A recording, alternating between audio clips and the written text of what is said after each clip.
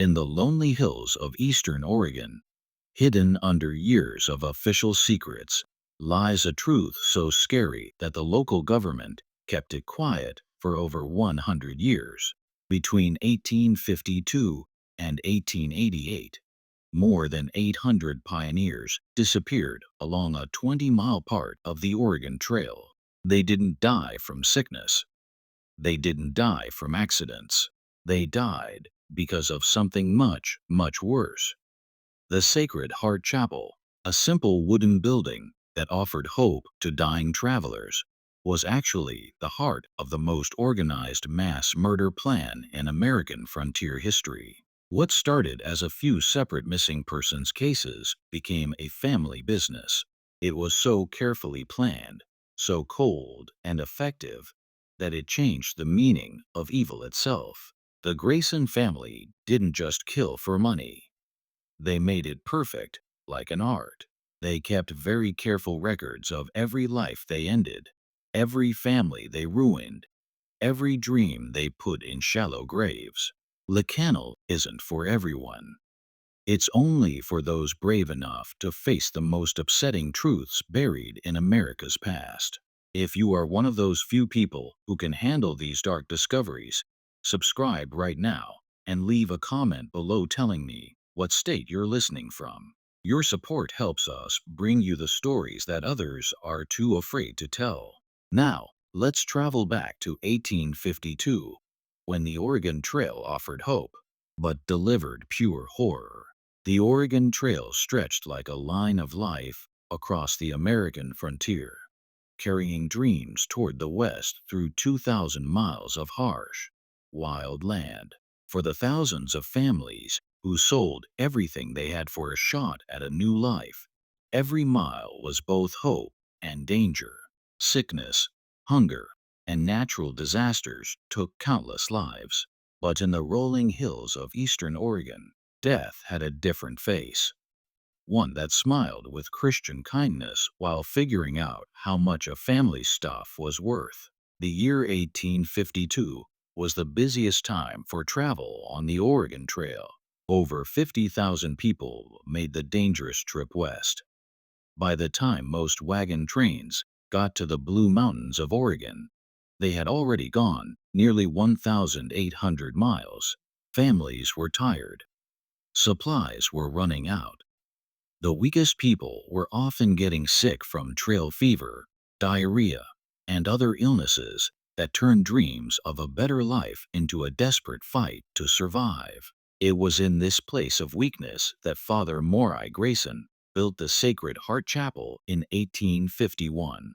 The old wooden building sat on a hill overlooking a natural rest stop along the trail. This was a place where tired travelers often stopped to rest their oxen and bury their dead. To the pioneers passing by, the chapel seemed like a gift from God, a sign of hope in the wild where they could find spiritual comfort and, if needed, a proper Christian burial for their loved ones.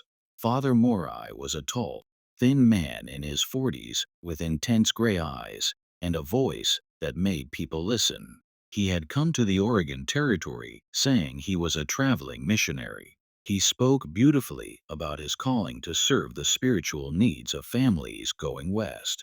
His knowledge of the Bible seemed real enough to convince even travelers who didn't trust easily. Next to him was his devoted wife, who used the name Sister Constance. She was a woman whose gentle way and obvious medical knowledge made her very helpful to families with sick children and dying relatives. Brother Ezekiel, Marai's younger brother, completed the group of three that would become known for both salvation and doom. Where Morai had the strong presence of a leader, Ezekiel was the practical one, good with his hands, knew about animals, and was always ready to help families fix their wagons or take care of their livestock. Together, the three created an image of Christian charity that pulled in desperate families like bugs to a light. The chapel itself was simple, but taken care of, built from local wood with a small graveyard next to the main building. Inside, rough wooden benches faced a simple altar with a wooden cross that Morai said he carved himself. The building's most unusual feature was its very large basement, which the Graysons said was needed to store supplies they kept to help poor travelers. The area around them was empty, just a few far-apart farms and a small trading post about 15 miles to the east.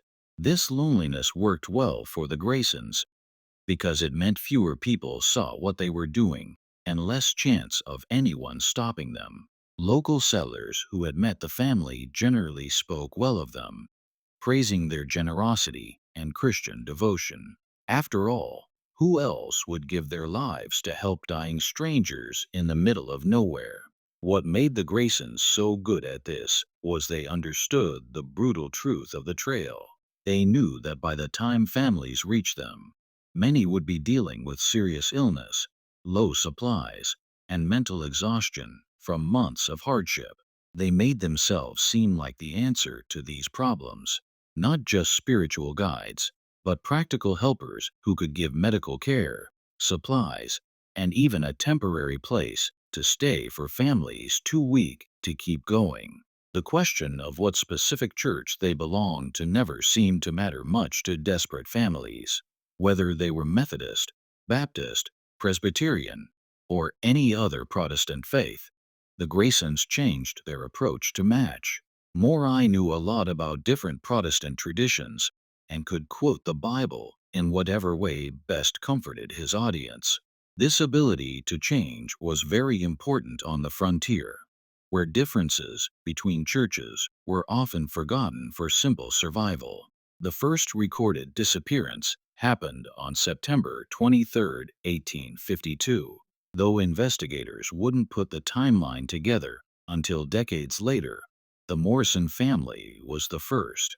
James, his pregnant wife Elizabeth, their 3 young children, and Elizabeth's old father had been traveling with a wagon train that broke up after reaching Oregon.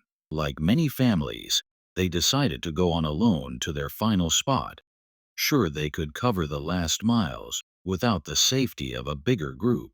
When the Morrisons' wagon got a broken axle just 2 miles from the Sacred Heart Chapel, it seemed like help from God. James Morrison was later quoted in government records saying the chapel appeared like a gift from God when he saw it from the ridge where his wagon broke. Brother Ezekiel, who seemed to have a weird ability to show up just when travelers needed help most, arrived at the broken wagon within hours. Brother Ezekiel said in the slow, calm way that would become his trademark, "The Lord has placed you near our humble chapel for a reason. Sister Constance has delivered many babies, and your Elizabeth looks ready to have one any day now.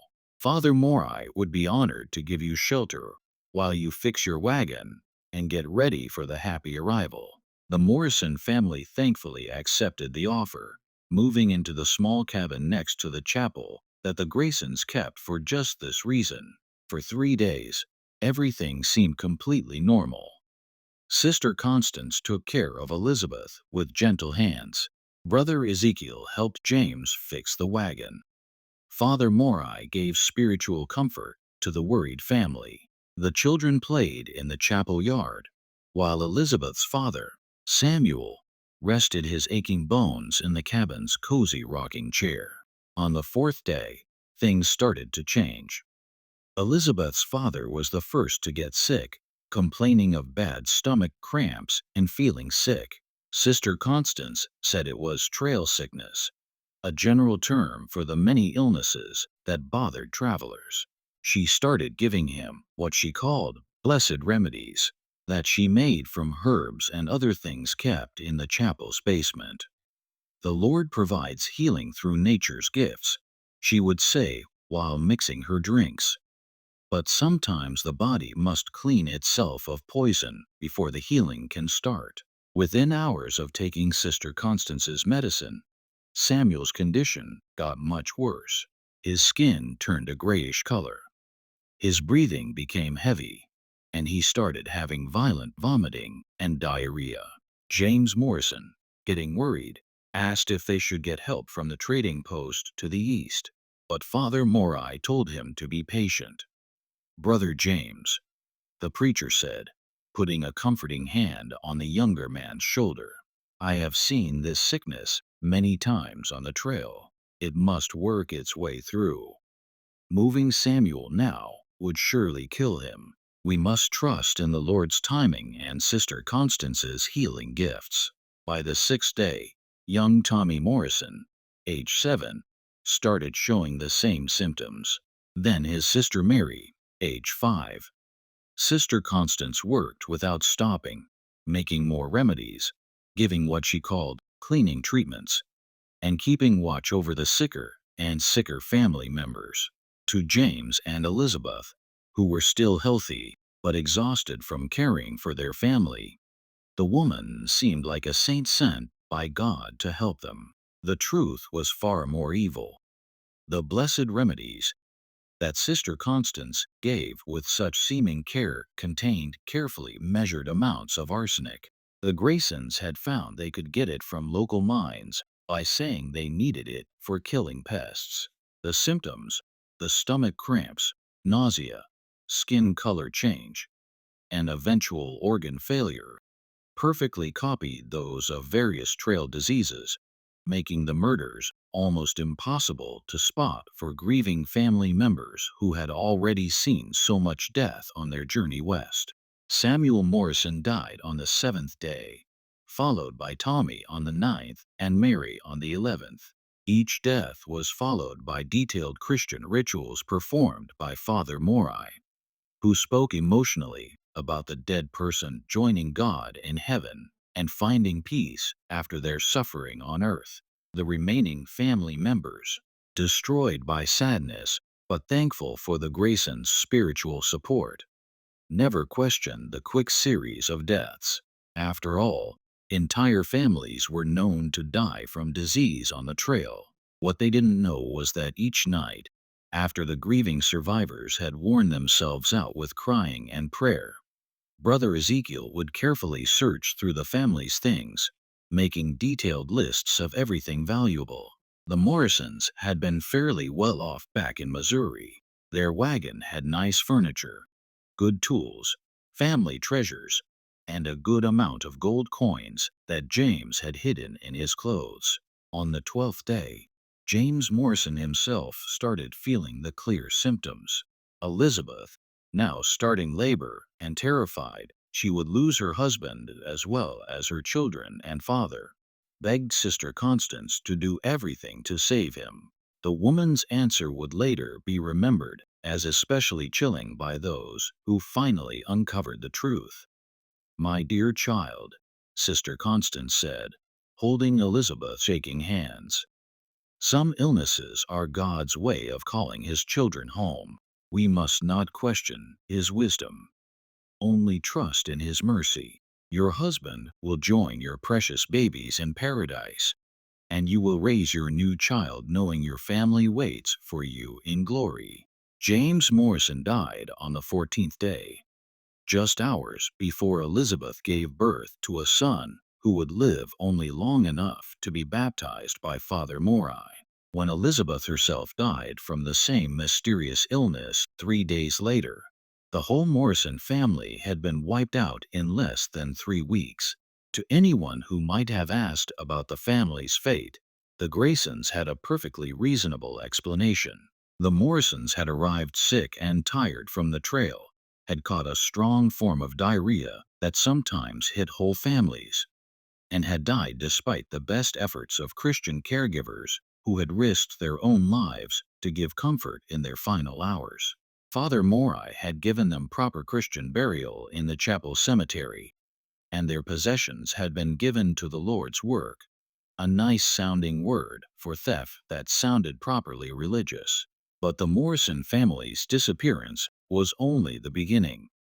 The Graysons had discovered something that would change their lives and terrorize the Oregon Trail for the next 36 years. Murder, when done with enough planning and religious excuse, could be very, very profitable. The success of their first family killing taught the Graysons valuable lessons that would shape their methods for decades. They learned that alone families were easier targets than those in groups, that the slow start of arsenic poisoning perfectly copied common trail illnesses, and that their religious authority gave them almost unlimited trust from desperate, sad people who needed someone to blame besides God for their suffering. Most importantly, they discovered that the Oregon Trail gave them an endless supply of victims who wouldn't be missed for months, if ever. Unlike settled towns where disappearances would be quickly noticed and looked into, the trail was full of traveling families whose exact location was unknown to family back east. A family that vanished in Oregon might not be expected to contact loved ones for 6 months or more, and even then, the dangers of frontier life gave many believable explanations for their silence. The months after the Morrison murders saw the Graysons improving their operation. With careful precision, they set up patterns and procedures that would serve them well over the years. Brother Ezekiel became their scout, riding the trail approaches to find good targets, families with clear wealth, those traveling alone or in small groups, and especially those already dealing with illness or wagon problems that made them open to offers of help. Sister Constance developed her poisoning skills, trying different amounts and ways to give the poison to get the best results while keeping their story believable. She found that arsenic could be easily hidden in herbal teas, medicine drinks, and even communion wine, making it simple to give to whole families under the excuse of spiritual or medical care.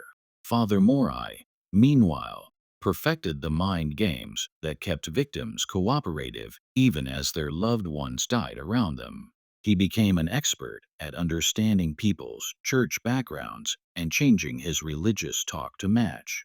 For Methodist families, he talked about divine healing and the power of prayer. For Presbyterians, he focused on predestination and God's final plan. For Baptists, he stressed personal salvation and the promise of meeting again in heaven. The chapel itself got small changes to help their murder business. The basement was made bigger and divided into sections, one area for storing victims' stuff, another for making arsenic mixtures, and a third that worked as a temporary morgue where bodies could be kept while the Graysons decided how to get rid of them. They also dug a series of unmarked graves in a group of trees behind the chapel, places that would eventually hold the remains of hundreds of their victims. The winter of 1852 to 1853 gave the Graysons valuable time to plan and get ready for the next year's killing season. They used the months when the trail was mostly empty to sort through the Morrison family's things, deciding what to keep, what to sell, and what to hide.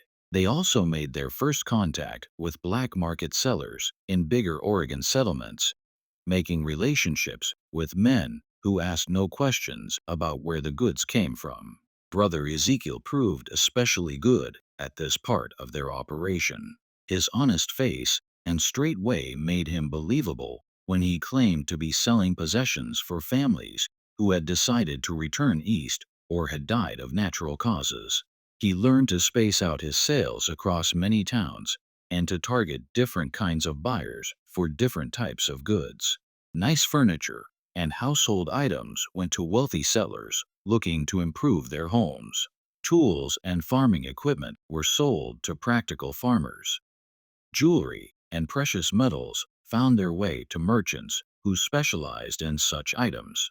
By spring 1853, the Graysons had changed from amateur killers into professional predators with a deep understanding of their terrible craft. They had solved the practical problems of picking victims, how to murder, getting rid of bodies, and making money. More importantly, they had created a public image that made them almost above suspicion. The spring of 1853 brought new trail traffic and new chances for the Grayson family business.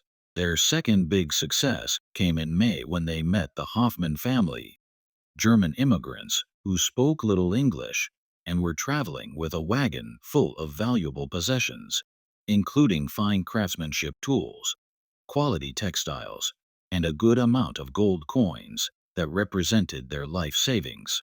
The Hoffmans were perfect victims in many ways. Their language problem made them dependent on the Graysons for talking with other travelers. Their foreign ways made them seem unusual and possibly suspicious to other trail users, and their clear wealth made them attractive targets. Also, their limited English meant they were less likely to understand subtle warnings or to effectively share concerns with other travelers. The family's father, Heinrich Hoffmann, was a skilled clock maker who had brought his tools and trade goods to start a business in Oregon. His wife, Greta, was pregnant with their fourth child, and their three existing children ranged in age from 6 to 12. When problems with their wagon forced them to seek help near the Sacred Heart Chapel, the Graysons saw another chance to improve their deadly craft. This time, they tried different approaches. Instead of waiting for the family to get sick naturally, Sister Constance started giving small amounts of arsenic almost immediately, hidden as preventive medicine to stop trail diseases.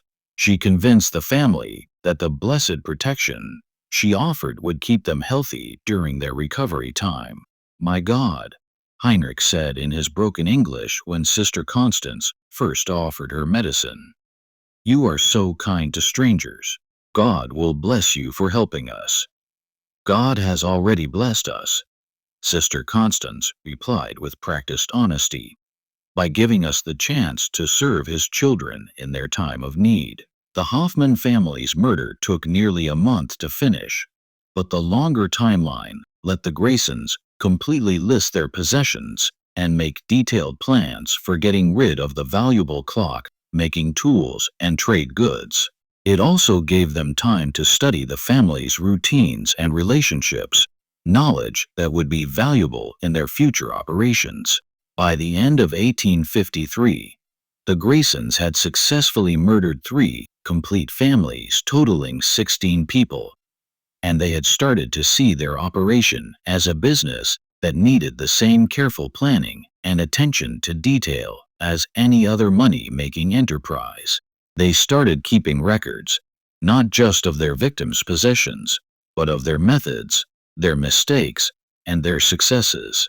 These records, found decades later in the chapel's hidden basement spaces, would eventually give investigators a terrifying window into the systematic nature of the Grayson family's crimes. Written in Father Marai's neat handwriting, the books contain detailed entries for each family they murdered, including names, dates, possessions taken, methods used for getting rid of bodies, and profits made from selling stolen goods. The entries were written in a cold, business-like style that treated human lives as inventory items. A typical entry might read, "Morrison family, 5 souls departed, September-October 1852. Possessions included 2 gold coins, furniture items, quality tools, bodies buried in Grove Section C. Estimated profit $400. Method: arsenic via medicinal tea. Duration 17 days. Lessons learned: reduce dose frequency to extend timeline and reduce suspicion. As word of the Graysons' charitable work spread along the trail, they began attracting victims actively looking for their help. Families who had heard about the good Christian people who provided aid to travelers would sometimes seek out the Sacred Heart Chapel specifically, walking right into the trap the Graysons had so carefully built. The Graysons' careful approach to mass murder changed significantly during their second year of operation. They had learned from their early experiences that success needed not just effective killing techniques, but also complex systems for managing every part of their deadly enterprise. Father Morai, with his analytical mind and leadership skills, began treating their operation like a business that happened to involve murder rather than a series of random killings. The summer of 1854 marked a turning point in their methods when they met the Weatherby family from Tennessee. Charles Weatherby was a former Confederate officer who had decided to look for his fortune in Oregon rather than rebuild his war-damaged plantation. He traveled with his wife Margaret, their twin daughters Sarah and Susan, aged 15, and Margaret's younger brother David, a skilled blacksmith who had brought his complete set of professional tools. What made the Weatherby case important was not just their wealth.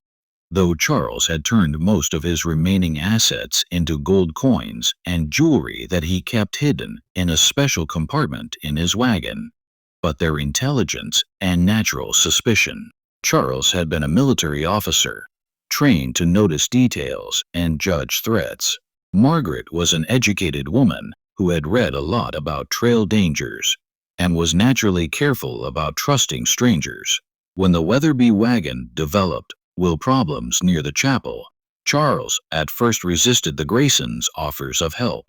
He had heard stories about travelers who had accepted help from strangers and were never seen again, and something about the lonely location and the convenient timing of Brother Ezekiel's appearance made him uneasy. "I appreciate your Christian charity," Charles told Father Morai during their first meeting, "but we've got the skills and tools to handle our own repairs.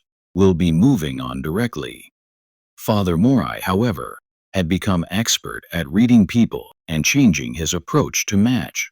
Rather than pushing the issue, he pulled back gracefully, mentioning casually that Sister Constance had mentioned seeing signs of sickness in the area, possibly cholera or diarrhea, and suggesting that the family might want to consider staying put until they were certain none of them had been exposed.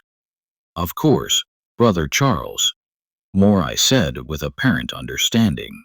"A wise man protects his family, but I would feel I had not done my Christian duty if I didn't mention that Sister Constance has been treating several cases of trail fever in recent weeks.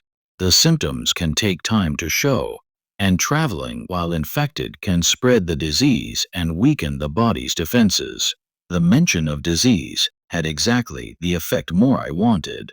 Margaret Weatherby, already exhausted from months of trail life and worried about her daughter's health, began to rethink their quick departure. When young David developed a mild fever the next day, a fever that Sister Constance claimed was an early symptom of the regional sickness, the family's resistance fell apart.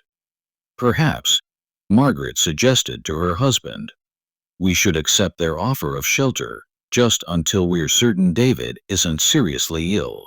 Charles agreed reluctantly, but his military training made him keep a level of alertness that posed a challenge for the Graysons. Unlike their previous victims who had been desperate and thankful, Charles watched everything with calculating eyes and asked direct questions about the family's background and the fate of other travelers who had sought their help. The Graysons adapted by giving him carefully made-up stories about their successful treatment of previous families. They showed him the chapel cemetery, pointing out graves that they claimed belonged to travelers who had arrived already dying and had received proper Christian burial. They even showed him testimonial letters, fake documents supposedly written by thankful families who had recovered from serious illnesses and continued safely to their destinations. "Brother Charles," Father Morai said one evening as they sat on the chapel porch, "I understand your caution. A man who has served his country learns to trust carefully. But consider this. If we meant you harm, would we not have acted by now? Would we not choose easier targets than a trained soldier with weapons and watchful eyes?" The mind game was subtle but effective. By acknowledging Charles's suspicions and military background, Morai made him feel respected and smart. By pointing out that he would be a difficult target, the preacher made the idea of being targeted seem less likely. Most importantly, by showing apparent openness and honesty, he slowly lowered Charles' defenses. The actual murders of the Weatherby family took nearly 6 weeks to complete, representing the longest timeline the Graysons had yet tried. Sister Constance began with extremely small amounts of arsenic given through water that she claimed had been blessed for healing and recommended for preventing the spread of disease. The amounts were so small that the symptoms developed very slowly, appearing to be natural illness rather than poisoning. David, the youngest and physically weakest member of the family, was the first to die. His death seemed to confirm Sister Constance's warnings about the regional sickness, and the family's gratitude for her care during his final days made them even more trusting of her medical knowledge. Margaret was next, developing symptoms that Sister Constance blamed on the strain of nursing David through his illness. Charles, trained to analyze battlefield situations, began to notice patterns that disturbed him. The fact that he and his daughters remained healthy while the others grew sick, the strange nature of the symptoms, and the Graysons' constant presence during the worst moments of each family member's illness all added to a growing feeling of unease. His suspicions reached a crisis point when he discovered Brother Ezekiel looking through the contents of his wagon late one night. When confronted, Ezekiel claimed he had been checking to make sure that their possessions were secure and that wild animals hadn't gotten into their supplies.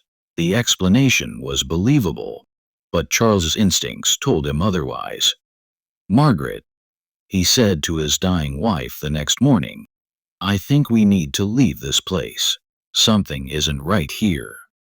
But Margaret was too weak to travel, and moving her would likely have killed her. Charles found himself trapped between his growing suspicions and his love for his family. He couldn't leave his dying wife, but he also couldn't shake the feeling that staying would doom them all. The resolution came when Charles made a discovery that confirmed his worst fears. While looking for medical supplies in the chapel basement, he accidentally found a hidden compartment containing possessions that clearly belonged to other travelers. Items that were too personal and too valuable to have been willingly left behind by their owners. Among the hidden possessions, he found a child's doll that showed signs of recent ownership, a pocket watch engraved with a name he didn't recognize, and most damning of all, a letter addressed to someone in Oregon City that bore a recent date but had obviously never been sent. The letter, written in a woman's handwriting, described arriving safely at a chapel and thanking God for the kindness of the Christian family who was caring for her sick children. Charles realized that he had discovered evidence of previous murders and that his family was being systematically poisoned by the very people who claimed to be saving them. But his realization came too late. Margaret died that night, and he woke up the next morning feeling the familiar symptoms that had come before each family member's death. What Charles didn't know was that the Graysons had been watching him carefully, had noticed his growing suspicions, and had decided to speed up his poisoning before he could act on his concerns. Father Morai had slipped a large amount of arsenic into Charles' evening meal, making sure the former soldier would be too weak to pose a threat. As Charles lay dying, his twin daughters at his bedside, he made a desperate attempt to warn them about the Graysons' true nature. But his words were dismissed as the confused talk of a fevered mind, and the girls continued to trust the people who were slowly murdering them. The Weatherby case taught the Graysons several important lessons. First, that intelligent, suspicious victims needed more complex manipulation techniques. Second, that extending the murder timeline, while riskier, actually made their crimes more believable and profitable. Third, that they needed better methods for spotting and managing victims who became suspicious of their activities. Most importantly, the case showed that even trained, intelligent people could be successfully tricked and murdered if the right psychological techniques were used with enough patience and skill. This realization gave the Graysons confidence to target increasingly wealthy and important families, knowing that their methods could overcome even the most careful and suspicious travelers. The discovery of evidence from previous murders in the chapel basement also led to improvements in their evidence disposal procedures. They began burning personal items that could identify victims, melting down jewelry and precious metals to remove identifying marks, and creating more complex hiding places for possessions that they intended to keep or sell later. By the end of 1854, the Graysons had murdered 23 people in 7 families, and their operation had become a complex criminal enterprise that made good money while keeping complete secrecy. They had also begun to see themselves not as criminals, but as instruments of God's will, who were rewarded for their service by being allowed to prosper from their victims' possessions. The year 1855 marked a crucial turning point in the Graysons' murderous career when they faced their first major challenge, the survival of an intended victim who had seen enough to expose their entire operation. The incident began routinely enough with the arrival of the Patterson family from Ohio, but it would end with the Graysons facing the terrifying possibility of discovery and the need to make desperate choices about their future. Thomas Patterson was a successful merchant who had sold his Ohio business to go after opportunities in Oregon's growing economy. He traveled with his wife Emily, their 4 children aged 8 to 16, and Emily's sister Catherine, an unmarried woman in her 30s who served as the family's teacher and caregiver. What made the Patterson family especially attractive to the Graysons was not just their obvious wealth.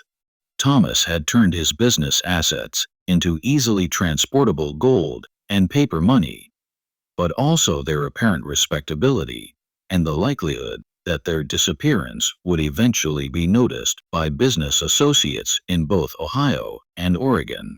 The family's wagon train had broken up near the Blue Mountains, and they were traveling alone when they met Brother Ezekiel about 5 miles from the Sacred Heart Chapel. Their wagon had not broken down, and none of the family members were obviously ill. But Ezekiel had learned to create opportunities rather than simply wait for them to happen. "Good afternoon, brother," Ezekiel called out as he approached the Patterson wagon. "I couldn't help but notice your fine team of oxen. That's quality livestock right there. You folks wouldn't happen to be interested in trading for some fresh supplies, would you? We keep a good stock at the chapel just ahead." Thomas Patterson was a shrewd businessman who had learned to evaluate offers carefully before making decisions. He was interested in the possibility of getting fresh supplies, but something about Ezekiel's manner, perhaps too friendly, too eager, made him cautious. "We appreciate the offer," Thomas replied, "but we are well supplied for the rest of our journey. We'll be moving on directly." Ezekiel, however, had prepared for this response. Of course, but I wonder if I might mention something that could save your family considerable trouble. Sister Constance, that's our medical woman. She's been treating several cases of mountain fever in recent weeks. Nasty business that takes hold slowly, and by the time folks realize they're sick, they're too weak to travel safely. The mention of disease had its intended effect on Emily Patterson, who immediately began worrying about her children's health. "Mountain fever?" she asked. "We haven't heard anything about disease in the area." "Well, ma'am," Ezekiel said with practiced concern, "it's not something folks like to talk about. Bad for business, if you know what I mean. But Sister Constance, she's got remedies that can prevent it if given before the symptoms appear. Might be worth your while to stop by the chapel just to have your family examined." Thomas remained skeptical, but Emily's motherly instincts had been activated. The idea that her children might be exposed to a dangerous disease without her knowledge was terrifying, and the possibility of prevention was too valuable to ignore. "Thomas," she said quietly, "perhaps we should at least speak with this medical woman. If there's disease in the area, shouldn't we take precautions?" Reluctantly, Thomas agreed to visit the chapel, telling himself that they would just get information about the supposed disease and then continue their journey. He had no way of knowing that this decision would lead to the most frightening experience of his life and the near destruction of his entire family. The Graysons received the Patterson family with their usual mix of Christian warmth and subtle manipulation. Father Morai impressed Thomas with his knowledge of business and his apparent familiarity with commercial conditions in Oregon. Sister Constance charmed Emily with her gentle manner and her obvious affection for children. Brother Ezekiel entertained the Patterson children with stories of frontier life and demonstrations of his various practical skills. Within hours of their arrival, the family had agreed to spend the night at the chapel to allow Sister Constance to examine everyone for signs of mountain. The examination predictably revealed that several family members showed early symptoms that required immediate treatment with Sister Constance's preventive remedies. Catherine Patterson, Emily's sister, was the first to receive treatment. As an unmarried woman with no children of her own, she had devoted her life to caring for her sister's family and was particularly concerned about the children's health. She eagerly accepted Sister Constance's medicine and encouraged the others to do the same. But Catherine was also the most observant member of the family, and she had a naturally analytical mind that made her notice details that others might miss. On the second night of their stay, she saw Brother Ezekiel making what appeared to be a careful list of their wagon's contents. When she mentioned this to Sister Constance, the older woman dismissed it as routine concern for their security. Brother Ezekiel checks all our guests' possessions, Sister Constance explained. We've had problems with theft in the past, and we want to make sure that nothing goes missing while families are under our care. The explanation seemed reasonable, but Catherine continued to notice small details that troubled her. The way Father Marai's eyes lingered on Thomas's gold watch. The fact that Sister Constance always prepared her medicines in private, never allowing anyone to watch the process. The strange coincidence that every family member who received treatment seemed to develop symptoms that required additional treatment. Catherine's suspicions reached a critical point on the fourth day when she discovered Sister Constance adding a white powder to the medicine intended for young Timothy Patterson, the family's youngest child. When Catherine asked about the powder, Sister Constance claimed it was blessed salt that enhanced the healing properties of the herbs. But Catherine had grown up in Ohio, where her father had been a pharmacist, and she recognized the crystalline appearance of the powder as not being like ordinary salt. More importantly, she noticed that Sister Constance became nervous and defensive when questioned about her methods, quite different from the calm confidence she usually showed. That evening, Catherine made a decision that would save her life and the lives of her surviving family members. Instead of taking her prescribed medicine, she pretended to drink it while actually spitting it into a handkerchief. She also managed to convince young Timothy to do the same, telling him it was a game they could play together. The results were dramatic and terrifying. While Thomas, Emily, and the three older children continued to weaken from their treatments, Catherine and Timothy remained healthy. More importantly, Catherine began to notice that the sickest family members were those who had been most cooperative with Sister Constance's medical routine. By the sixth day, 2 of the Patterson children had died, and Thomas was clearly dying. Emily, though weak, was still conscious and alert enough to have a conversation with her sister. It was during this conversation that Catherine made the decision to share her suspicions.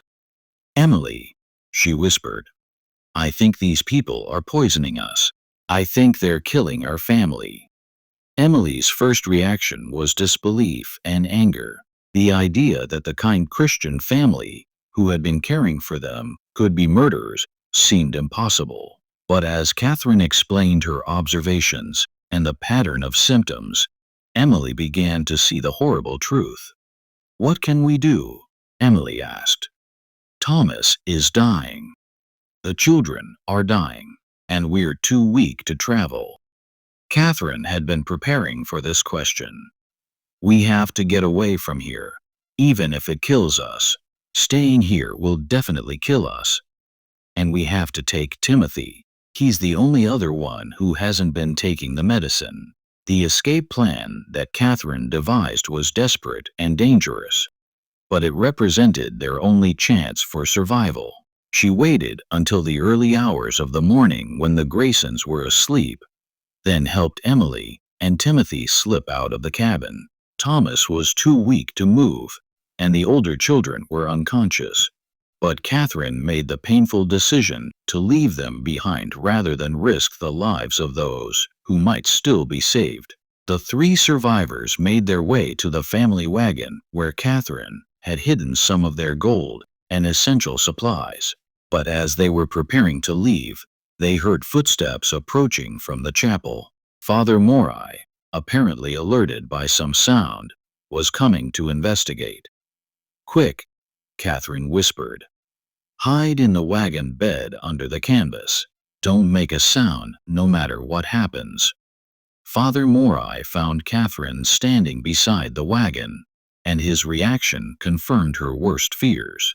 Instead of showing concern for a family member who might be sleepwalking or confused by illness, his expression was cold and calculating. "Sister Catherine," he said quietly, "you should be resting. The mountain fever can cause confusion and poor judgment." "I couldn't sleep," Catherine replied, trying to keep her voice steady. "I was worried about Thomas and the children." Morai studied her for a long moment, and Catherine realized that he was evaluating whether she had discovered their secret. The tension stretched between them like a tight wire, each waiting for the other to reveal their intentions. "Perhaps," Morai said finally, "Sister Constance should prepare a stronger remedy for you, something to help you rest more peacefully." Catherine understood that he was proposing to kill her immediately rather than wait for the gradual poisoning to take effect. "That's very thoughtful," she said, "but I think I'll try to sleep naturally first." "I'm afraid I must insist," Morai replied, and his hand moved to something concealed beneath his coat. What happened next would haunt Catherine Patterson for the rest of her life. As Morai stepped toward her, apparently intending to force her back to the cabin, Emily Patterson emerged from behind the wagon. Despite her weakness from the poison, she had managed to arm herself with Thomas's pistol. "Step away from my sister," Emily said, her voice weak but determined. Morai turned toward this new threat, and in that moment of distraction, Catherine grabbed a heavy iron tool from the wagon and struck him in the head. The blow wasn't fatal, but it stunned him long enough for the two women and the child to begin their desperate escape. The wagon pulled away from the Sacred Heart Chapel just as Brother Ezekiel emerged from the main building, alerted by the commotion. The last thing Catherine saw as they fled was Ezekiel running toward the cabin, where the rest of their family lay dying, probably to finish what the poison had started. The escape journey was a nightmare of fear, exhaustion, and grief. Emily, weakened by weeks of poisoning, could barely remain conscious, leaving Catherine to drive the wagon while caring for Timothy and watching for pursuit. They had no clear idea where they were going, only the desperate knowledge that they had to reach help before the Graysons could catch them or the poison could claim Emily's life. For 3 days, they traveled through unfamiliar territory, following what appeared to be old hunting trails and hoping to meet other travelers or settlements. Timothy, traumatized by the loss of his family and the terrifying escape, barely spoke. Emily drifted in and out of consciousness, sometimes calling for her dead children and husband. On the 4th day, they met a military patrol from Fort Dalles, soldiers who were looking into reports of Indian activity in the area. Catherine's story of murder and poisoning at the Sacred Heart Chapel was so extraordinary that the patrol leader at first assumed she was delirious from illness or trauma. But Catherine had brought evidence with her: a vial of Sister Constance's medicine that she had saved, samples of the white powder she had seen being added to the treatments, and several items from their wagon that she had observed Brother Ezekiel examining suspiciously.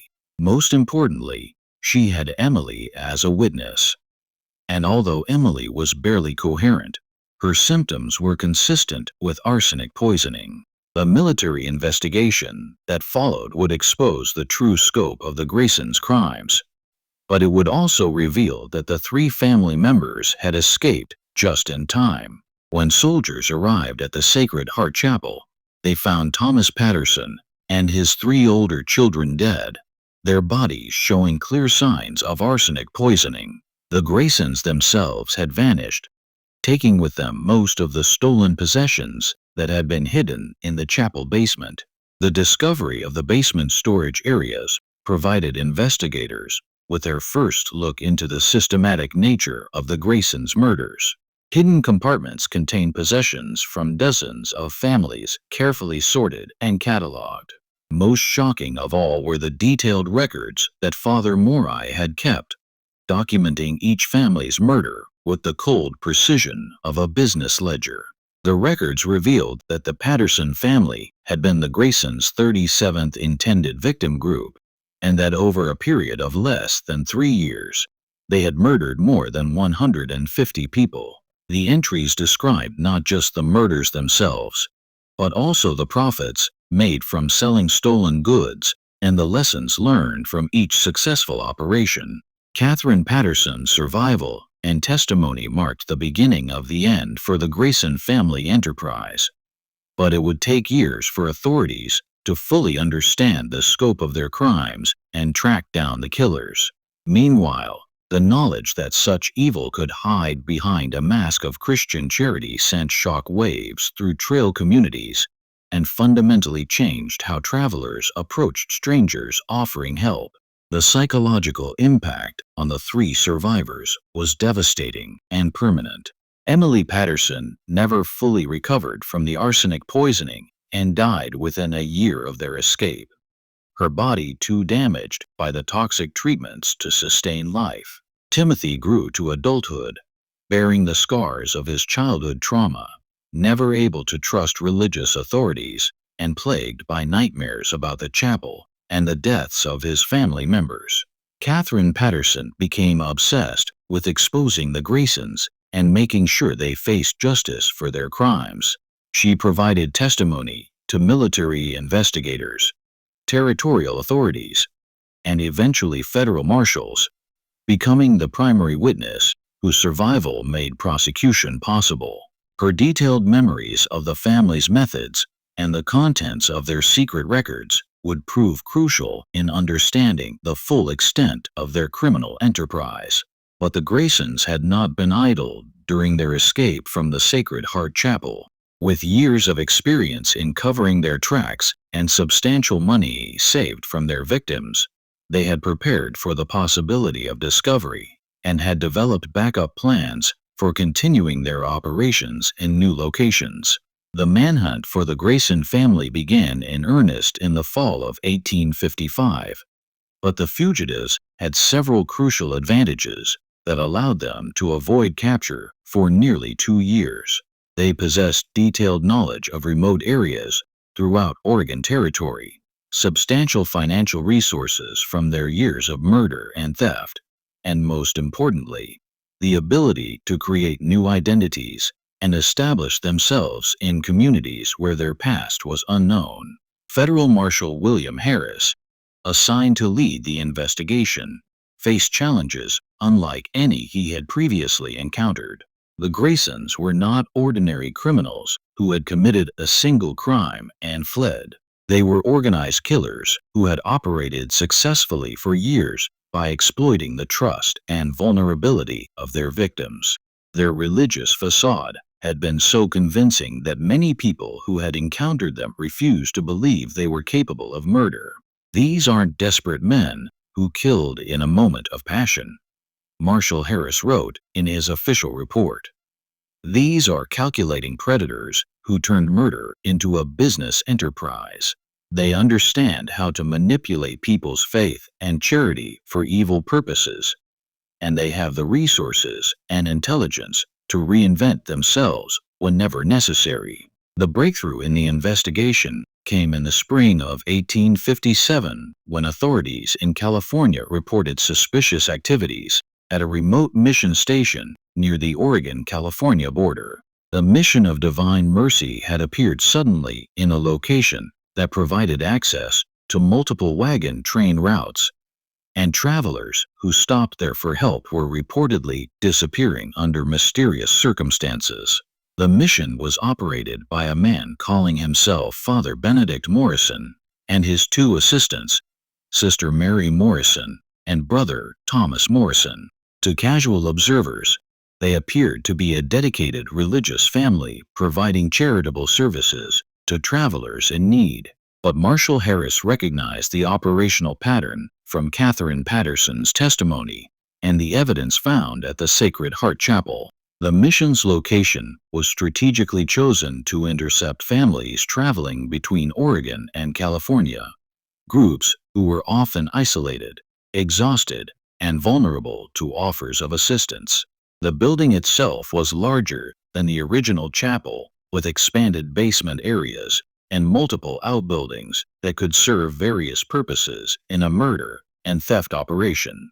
Most significantly, local authorities in Northern California had received reports of missing families that matched the Graysons' preferred victim profile. Wealthy families traveling alone or in small groups would seek help at the mission and then simply vanish, leaving no trace of their planned destinations or current whereabouts. Marshall Harris assembled a team of federal agents and military personnel to investigate the mission. But he was determined not to repeat the mistake that had allowed the Graysons to escape from the Sacred Heart Chapel. This time the approach would be carefully planned and executed to prevent the suspects from fleeing or destroying evidence. The investigation team spent several weeks watching the mission from hidden positions in the surrounding hills. What they observed confirmed their worst suspicions. The Morrison family was indeed the Graysons, and they had not only resumed their murderous activities but had improved their methods based on their previous experience.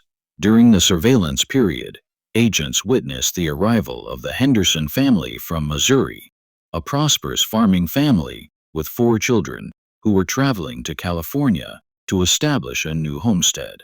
The family's wagon was loaded with farming equipment, household goods, and what appeared to be substantial financial resources. The Graysons' approach to the Henderson family followed their established pattern with disturbing precision.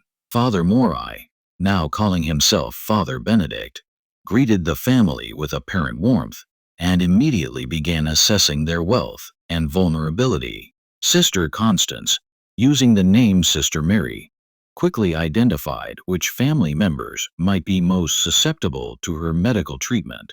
Brother Ezekiel, now Brother Thomas, began evaluating their possessions and transportation. But the surveillance team also observed new elements in the Graysons' operation that demonstrated how their methods had evolved. They had recruited several helpers, local men who posed as legitimate traders and scouts, but who actually served as lookouts and assistants in the murder process. They had also developed more complex techniques for disposing of bodies and hiding evidence. Most chilling of all, the agents observed the Graysons testing different approaches to family annihilation.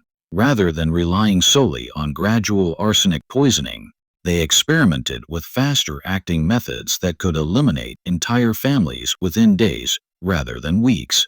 They had apparently decided that their previous timeline was too risky and that quicker murders would be less likely to attract attention. Marshall Harris faced a terrible dilemma as he watched the Henderson family being drawn into the Graysons' trap. Intervening immediately might save the Henderson family, but it would also allow the Graysons to escape again, potentially to resume their activities elsewhere. Waiting for more evidence, might provide the proof needed for successful prosecution, but it would almost certainly result in the deaths of innocent people. The decision was made for him when one of his agents observed Brother Ezekiel giving what appeared to be a large dose of poison to the youngest Henderson child. The boy, who had been healthy and active that morning, suddenly became violently ill after drinking milk that Ezekiel had personally delivered to him. "We move now," Harris told his team. "We can't let another family die while we gather evidence." The raid on the mission of Divine Mercy began at dawn on June 15, 1857, nearly 2 years after the Graysons' escape from the Sacred Heart Chapel. Federal agents and military personnel surrounded the compound while the family was still asleep, preventing any possibility of escape or evidence destruction.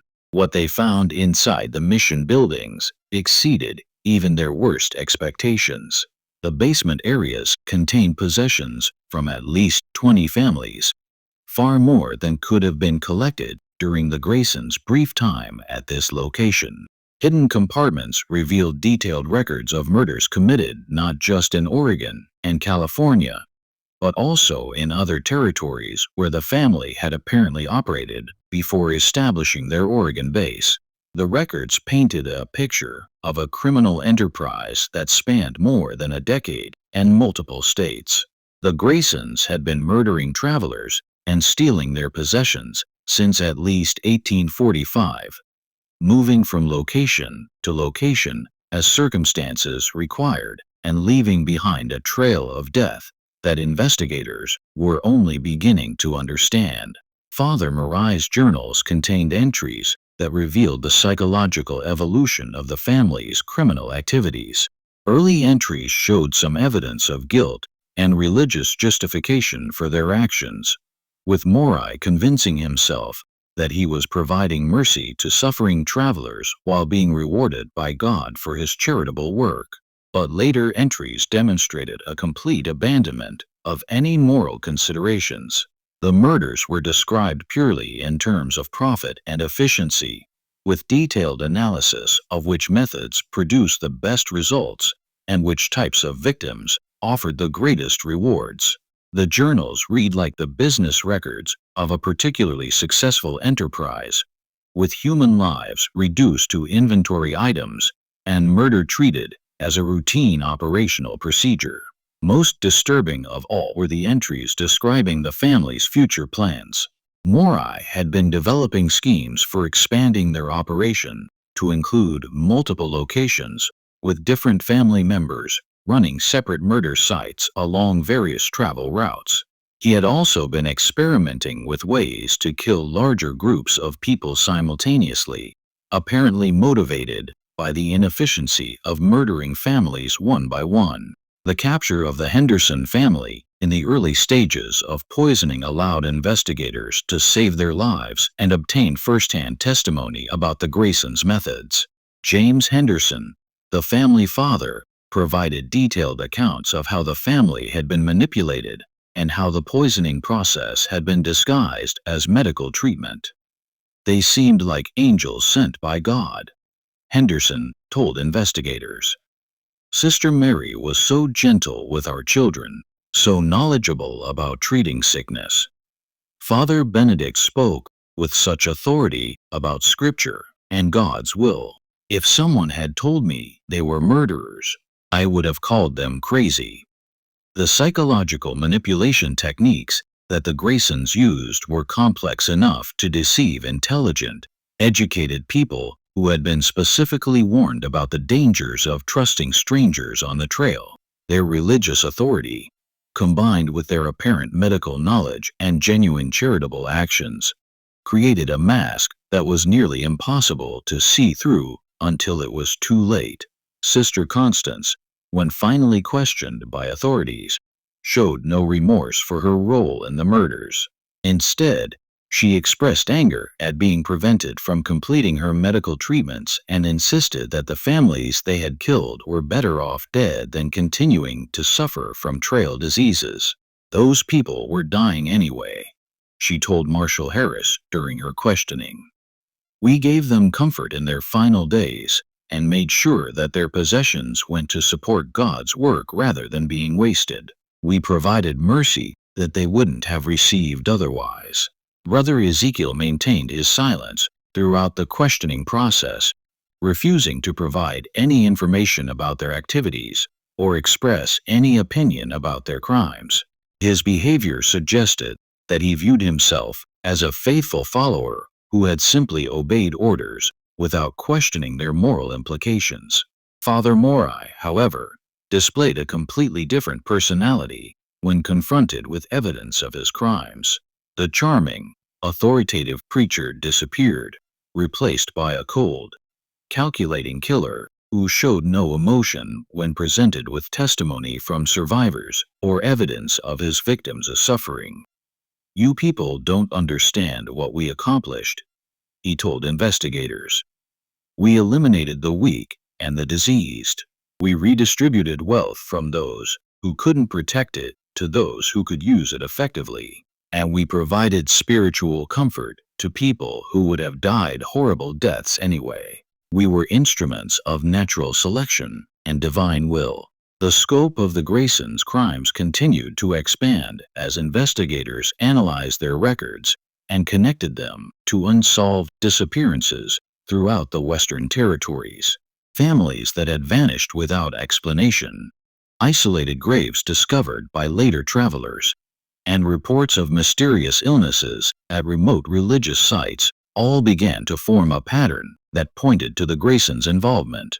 By the time the investigation was complete, authorities had connected the family to the murders of more than 800 people across multiple states and territories.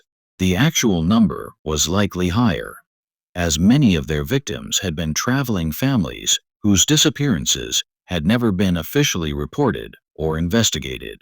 The trial of the Grayson family began in September 1857 and quickly became one of the most sensational criminal proceedings in American frontier history. The prosecution, led by Territorial Attorney General Samuel Morrison, faced the challenge of presenting evidence of crimes that had been carefully concealed and victims who were no longer alive to testify.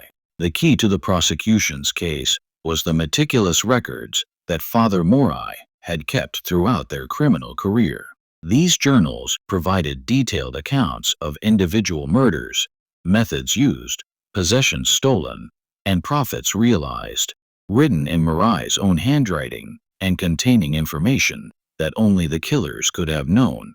The records served as confessions that could not be disputed or explained away. Catherine Patterson's testimony provided crucial context for understanding how the murders were carried out and how the family had been able to deceive their victims so effectively. Her survival story demonstrated both the systematic nature of the Graysons' methods and the psychological manipulation techniques they used to maintain control over their victims.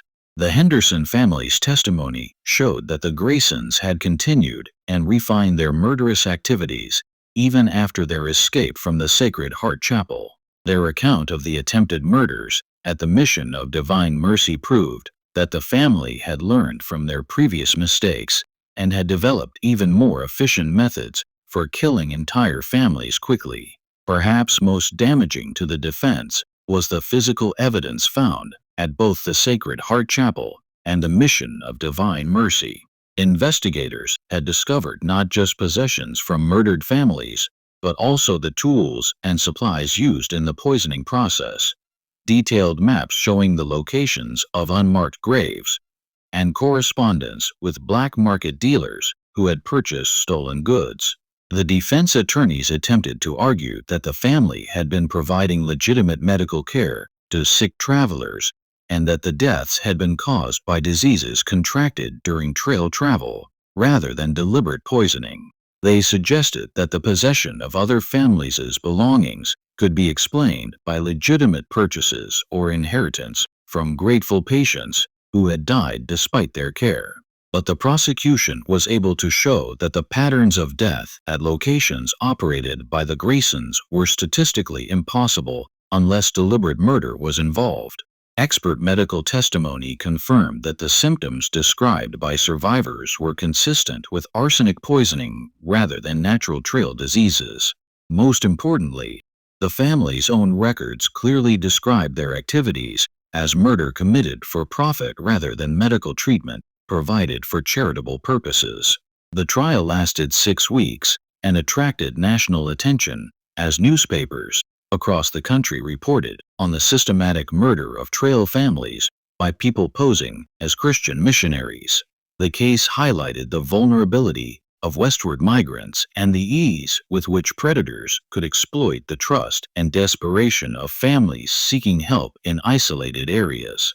Father Morai Grayson was convicted on charges of multiple murder and sentenced to death by hanging. Sister Constance Grayson was also convicted of murder and sentenced to life imprisonment, making her one of the first women in American frontier history to receive such a severe sentence for criminal activity. Brother Ezekiel Grayson was convicted as an accessory to murder and sentenced to 20 years in territorial prison. The executions and imprisonment of the Grayson family marked the end of one of the most horrific criminal enterprises in American frontier history. But the impact of their crimes extended far beyond the immediate victims and their families. The case fundamentally changed how travelers approached offers of help from strangers and led to increased military patrols along major travel routes. Religious communities throughout the frontier territories were forced to confront the reality that their faith and charitable instincts could be exploited by predators who understood how to manipulate Christian charity for evil purposes. Many legitimate missionaries and religious workers found that their efforts to help travelers were met with suspicion and fear as people struggled to tell the difference between genuine charitable work and potential criminal activity. The Graysons' crimes also expose significant weaknesses in frontier law enforcement and communication systems. The family had been able to operate for more than a decade without detection, partly because there was no effective way for authorities in different territories to share information about suspicious activities or missing persons. The case led to improvements in communication between territories and the establishment of more systematic approaches to investigating missing persons reports. Catherine Patterson, the survivor whose testimony had been crucial to the prosecution, never fully recovered from her traumatic experience with the Grayson family. She spent the rest of her life advocating for improved protection of travelers and working with law enforcement agencies to identify and investigate suspicious activities at remote religious sites. Her nephew Timothy, the young boy who had survived the family's attempted murder, grew to adulthood bearing psychological scars that affected his entire life. He never married, never had children of his own, and spent his adult years working as a frontier guide, helping other families avoid the dangers that had destroyed his own family. The physical locations where the Graysons had operated were abandoned and eventually destroyed by local communities that wanted to eliminate all traces of the horrible crimes that had been committed there. The Sacred Heart Chapel was burned to the ground in 1858, and the Mission of Divine Mercy was taken apart and its materials used for other construction projects. But the psychological impact of the Graysons' crimes lingered for generations. Families throughout the Western Territories told stories about the false missionaries who had murdered hundreds of innocent people, using these tales as warnings about the dangers of trusting strangers who offered help on isolated trails. The case also raised disturbing questions about the nature of evil and the capacity for ordinary people to commit extraordinary crimes. Father Morai, Sister Constance, and Brother Ezekiel had not been obviously insane or visibly dangerous individuals. They had been intelligent, articulate people who had successfully posed as charitable Christians for more than a decade.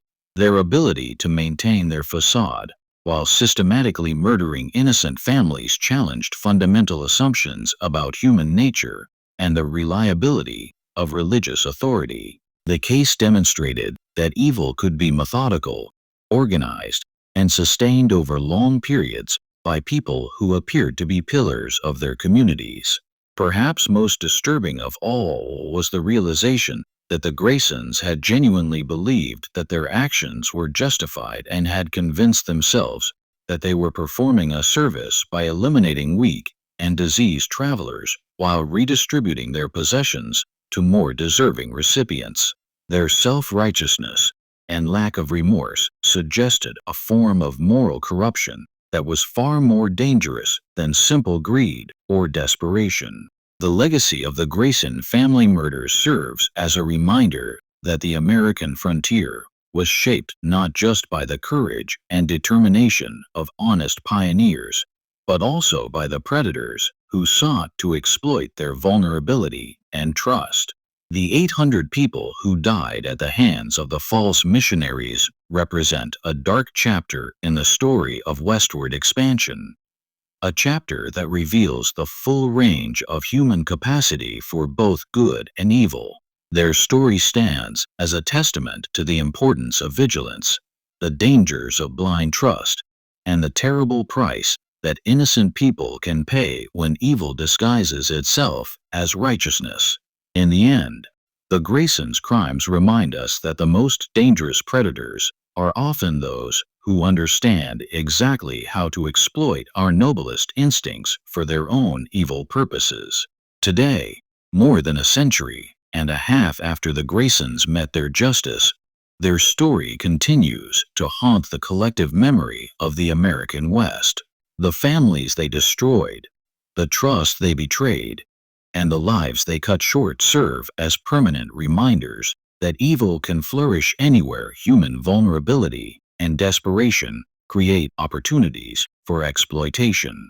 The courage of survivors like Catherine Patterson, who risked everything to expose the truth and seek justice for the dead, provides a counterpoint to the darkness of the Graysons' legacy. Her testimony not only brought the killers to justice, but also saved countless future lives by alerting authorities and the public to the dangers posed by predators who used religious authority to mask their criminal activities.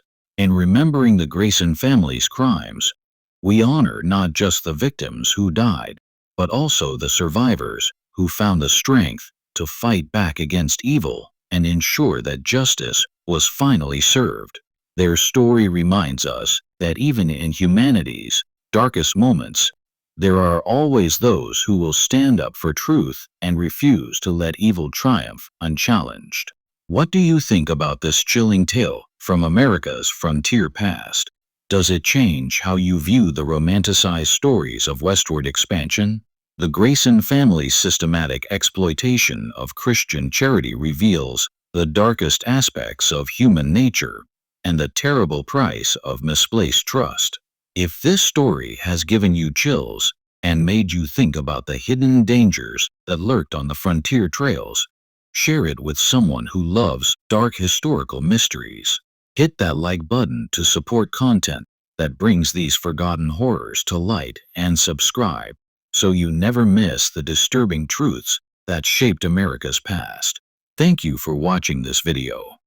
Please subscribe for the next video. See you in the next video.